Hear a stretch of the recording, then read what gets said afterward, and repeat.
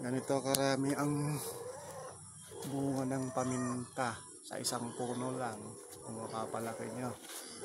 Kaya yung 150 na bili nyo sa isang puno ay bawi nyo agad pag namunga, dahil ang 1/4 ay 150 sa palengke. Hindi nyo na kailangang bumili ng paminta sa loob ng isang taon kapag kayo ay may tanim ng ganitong paminta. Ito, isang puno pa lang to.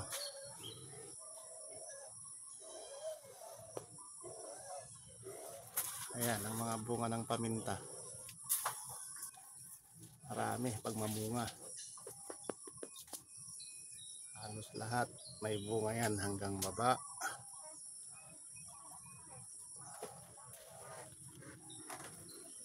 Sa taas. Yan, malaki-laki ng paminta yan. Ito yung mas maliit na paminta.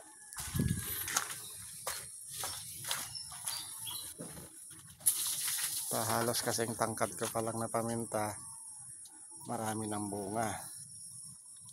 Ayan.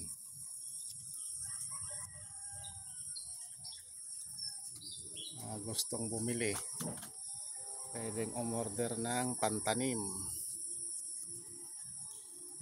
Yan pa lang po kataas yung paminta na yan, pero marami ng bunga.